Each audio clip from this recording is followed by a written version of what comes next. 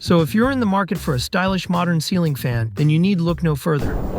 You see, I recently installed this Austin Fandelier from Artika, and in addition to being just incredibly good looking, this thing has like 5 super premium features that put it head and shoulders above a traditional ceiling fan. So for today's video, I thought I'd go over these selling points and then also walk you through the entire installation process, as this is actually the second one that I've put into my home. But before we get to the details, if you enjoy these money-saving DIY videos and product reviews, then please take a moment to hit that like button, or even consider subscribing as it really helps out the channel. But not if you have a money allergy. I know there are probably a few people out there allergic to money who absolutely hate this channel. So if your seasonal money allergies are beginning to flare up and you couldn't bear the idea of saving a few dollars, do not, I repeat, do not hit that subscribe button. Okay, so let's get right into it with the top 5 features, the first of which is this remote control.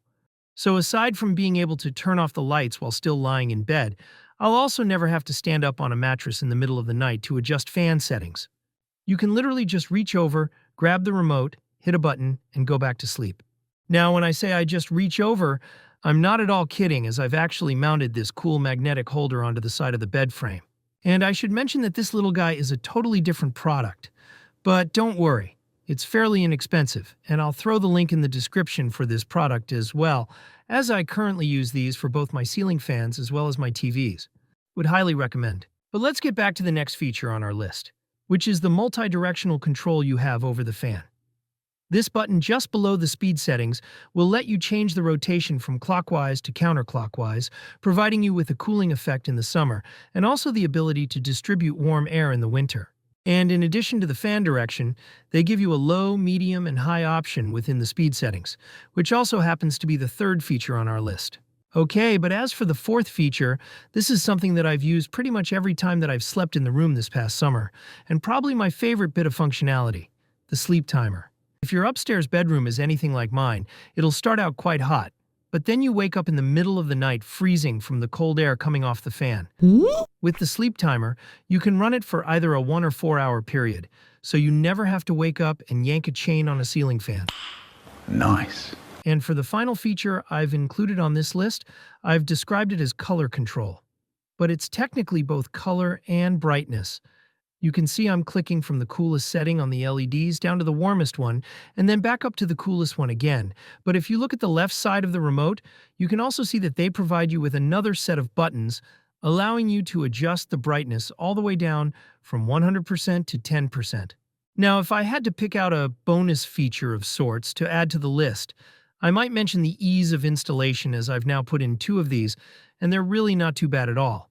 So what do you say we take a quick look at that process? Okay. So first things first, once you get to the electrical box and cut the power, and then remove the old fixture, you're going to, of course, need to unbox this thing. Oh, and as I cut open this box, I should mention that I picked this up on sale at Costco for $100, but I think they typically run for anywhere between $129 and $150.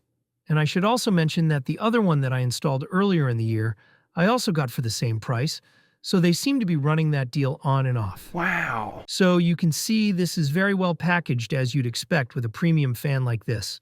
And once I get this support piece out of here, we find the main fixture with these 3 exposed wires, the main rod, as well as a few parts related to the mounting bracket, a remote, and some wire nuts and hardware. So the first step is to take the provided hardware and screw the mounting bracket into your J-box, making sure to get the base of the bracket flush up against your drywall. This way the bracket cover will fit together at the end of the installation.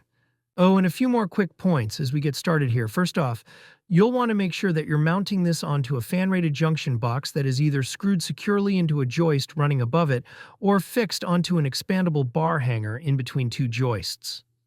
Even though the manufacturer says this only weighs 8.5 pounds, it's good to be compliant with this, as it's a pretty common code requirement.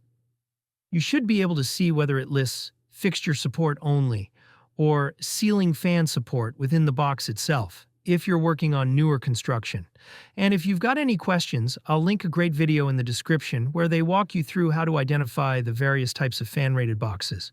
Oh, and once you've got a fan-rated box in place, just double-check to make sure there's no movement in the box itself before you get the bracket on there. I should mention too here that if you're uncomfortable working with electrical, please consult a licensed professional like I did when it comes time to connect the wiring.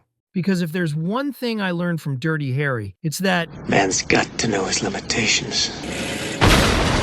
Okay, so there's also this tiny L bracket that gets screwed into a stud, onto which you then attach this little carabiner type safety hook. Now, I've had to mount the L bracket inside of the J boxes on both of my installations, and it's actually much more difficult that way. So I recommend installing this on the drywall outside the box, kind of like what you see in this excerpt from their product manual, and then making sure the canopy will cover it, before then driving it in with an impact driver. Okay, so with that bracket on there, you're going to want to prep the main rod. First, you'll want to remove this pin and 2 screws, then temporarily unscrew this green ground wire and detach the ball at the top, and then feed the wiring and safety hook through the rod. So while you screw this rod into the fan fixture, pay close attention to get those pinholes lined up. You likely won't have to turn it quite to the end of the threading. Then you'll reassemble the pin and 2 screws. Alright, so pay close attention to the exact order in which things go together for this next step.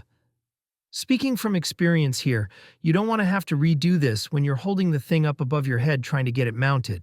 So with the ball off of there, you'll need to first place the coupling cover onto the rod, then the canopy cover, followed by the main canopy on top. Finally, you'll reattach the ball by securing this pin and then also screw back in the ground wire.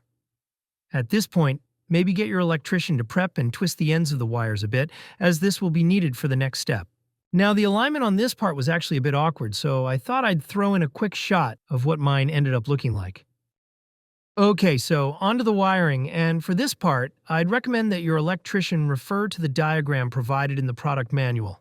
They've also got a nice photo of how that carabiner that I mentioned earlier fits in there, which should make your electrician's life a bit easier. 2 hours later. Alright, so with your electrician friend now a few $100s richer, all your connections wired, capped, and tucked safely inside a fan-rated box, and the ball and rod slid over into the bracket, the main canopy and canopy cover can now be moved into place.